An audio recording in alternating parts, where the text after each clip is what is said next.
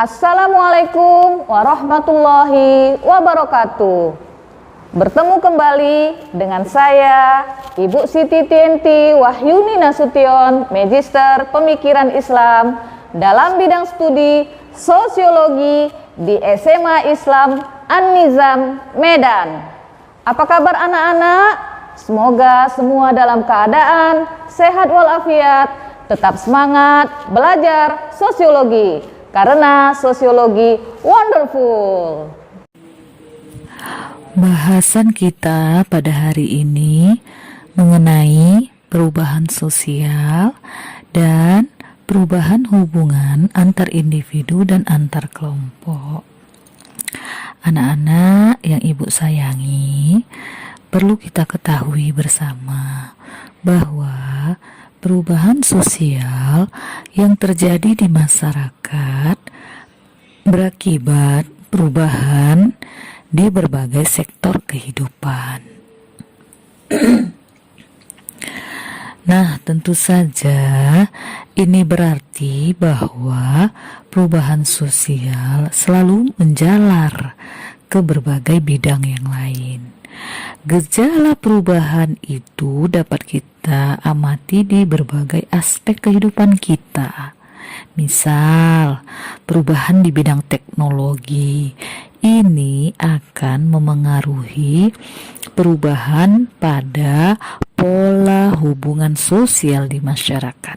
Contohnya, perubahan di bidang telekomunikasi, yaitu penemuan pesawat telepon genggam, ya, sehingga orang dapat menyampaikan pesan dengan cara mudah, ya, melalui pesan singkat atau melalui panggilan suara, juga panggilan video. Ini tentu saja menghemat biaya transportasi anak-anak apabila ingin berkomunikasi. Ya, hal ini dapat dilakukan langsung maupun tidak langsung dengan pihak lain. Tuh ya. Nah, anak-anak sekalian, demikian juga perubahan yang terjadi di bidang elektronik yang membawa pengaruh besar pada sistem pengambilan uang di bank. Nah, sebelumnya kita ketahui bahwa ketika hendak mengambil uang di bank, seorang nasabah harus berulang kali datang ke bank dan bertemu dengan petugas teller bank. Namun kini, fungsi dan peran teller bank mulai tergantikan oleh mesin anjungan tunai mandiri atau ATM. Ya, kamu punya kan ATM? Mereka tidak harus mengantri atau mengisi formulir lagi di bank, tetapi mereka hanya mengambil uang melalui ATM yang dapat melayani selama 24 jam. Bahkan untuk melakukan pembayaran atau pengiriman uang, kini nasabah tidak perlu pergi lagi ke ATM, tapi dapat menggunakan e-banking atau menggunakan internet. Nah, anak-anak ibu yang baik dan ibu sayangi, hal ini menunjukkan apa? Menunjukkan bahwa perkembangan teknologi menyebabkan berkurangnya frekuensi individu untuk saling bertatap muka. Perkembangan teknologi telah menggeser fungsi tatap muka dalam berinteraksi. Nah, dalam berkomunikasi mereka tidak harus bertatap muka, melainkan dapat berkomunikasi dengan individu yang berada di tempat yang jauh menggunakan perantara. Perantara ini itu tadi ya, dapat berupa telepon genggam atau perantara serba daring atau online lainnya, seperti surat daring atau email, WhatsApp, Line, Facebook, Twitter, Skype, dan lainnya lah ya. Nah, di balik kemudahan yang didapat dari kemajuan ini, hubungan antar individu dan antar kelompok yang sebelumnya relatif erat dan informal menjadi kian pudar. Meskipun demikian, perubahan dalam interaksi ini menjadi tidak sekaku pada masa lalu ketika harus berinteraksi secara tatap muka. Nah, anak-anak sekalian, apabila kita kaji dari uraian ini, adanya perubahan sosial memengaruhi perubahan hubungan antar individu dan antar kelompok yang terdapat dalam masyarakat. Menurut Robert McIver, perubahan sosial adalah perubahan dalam hubungan sosial atau social relationship, atau sebagai perubahan keseimbangan hubungan sosial. Nah, adapun menurut Judge Ritzer, perubahan sosial mengacu, Ibu ulang ya. Perubahan sosial mengacu pada variasi-variasi hubungan antar individu, kelompok, organisasi, kultur, dan masyarakat pada waktu tertentu. Nah, apabila kita membahas individu atau kelompok yang berhubungan dengan perubahan sosial, asumsinya bahwa individu atau kelompok merupakan subjek sekaligus objek dari perubahan sosial itu sendiri. Individu atau kelompok merupakan pelaku perubahan sosial. Sementara itu, individu atau kelompok yang sebagai objek berarti merekalah yang menerima pengaruh perubahan sosial, baik positif maupun negatif.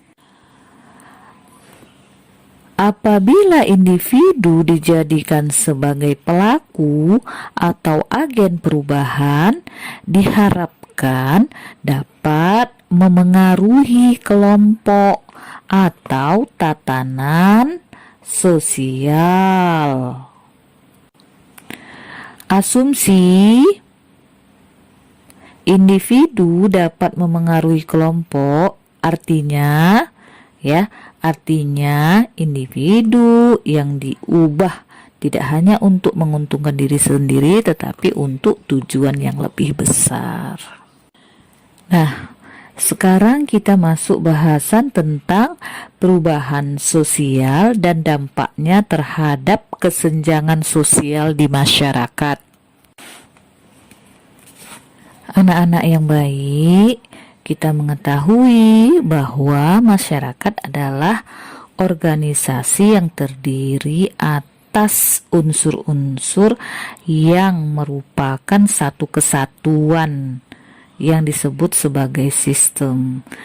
Apabila dalam suatu sistem salah satu unsurnya tidak berfungsi dengan baik, keseimbangan sistem akan terganggu secara keseluruhan. Ketidakseimbangan atau ketidakserasian unsur dalam masyarakat akan mengakibatkan timbulnya disorganisasi sosial yang lama-kelamaan berubah menjadi disintegrasi sosial. Apa itu disintegrasi sosial? Menurut Suryono Sukanto, disorganisasi dan disintegrasi sosial adalah proses berpudarnya norma-norma dan nilai-nilai dalam masyarakat karena perubahan yang terjadi pada lembaga-lembaga kemasyarakatan. Contohnya anomi, cultural lag, cultural lag, mestizo culture, mestizo culture. Ibu ulang ya, contohnya anomi, cultural lag, dan mestizo culture. Anak-anak yang baik, situasi disintegrasi biasanya ada tanda-tandanya. Yang pertama, sebagian besar anggota masyarakat tidak lagi mematuhi norma yang berlaku di dalam masyarakat. Yang kedua, timbul ketidaksepahaman di antara anggota kelompok dalam hal tujuan, sehingga hilang rasa kesatupaduan dan solidaritas. Yang ketiga, sanksi yang diberikan pada pelanggar norma tidak dilaksanakan dan tidak konsekuen. Yang keempat, menurunnya kewibawaan para tokoh masyarakat dan pimpinan masyarakat, sehingga warga masyarakat bingung siapa yang masih bisa dijadikan panutan atau teladan. Anak-anak, proses disintegrasi sebagai akibat perubahan sosial yang terjadi di masyarakat antara lain dapat berbentuk pergolakan daerah, demonstrasi,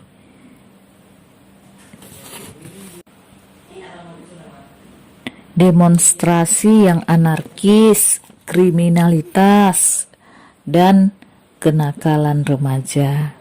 Yuk kita bahas satu persatu. Yang pertama, pergolakan daerah. Ya, kita ketahui ya, sejak merdeka pada tanggal 17 Agustus 1945 sampai dengan sekarang ini, Indonesia beberapa kali mengalami perlawanan atau pergolakan daerah. Hal ini terjadi karena adanya ketidakpuasan dari kelompok-kelompok tertentu terhadap pemerintah. Pergolakan ini banyak dilatar belakangi oleh ideologi politik, ekonomi, sosial, budaya. Nah, contoh pergolakan daerah pertama, pemberontakan PKI di Madiun. Kedua, pemberontakan DI/TII.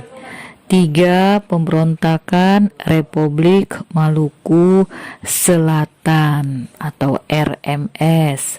Empat, pemberontakan Pemerintah Revolusioner Republik Indonesia atau PRRI di Sumatera Barat, dan perjuangan rakyat semesta atau Permesta di Sulawesi Utara. Yang kelima, pemberontakan Angkatan Perang Ratu Adil atau APRA di Jawa Barat. Nah, itulah contoh pergolakan di daerah.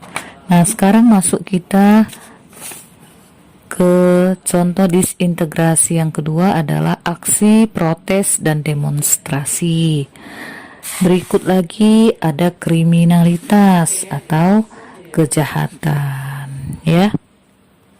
Berikut ada kenakalan remaja. Nah, untuk hal ini tidak kita bahas panjang lebar lagi, ya. Silahkan kamu mencari informasi tentang hal ini karena memang sudah pernah kita pelajari di kelas 10.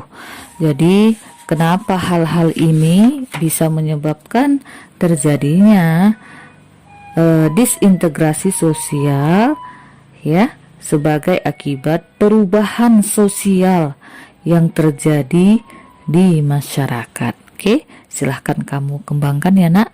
Semoga apa yang kita bahas pada kesempatan kali ini bisa bermanfaat buat kita.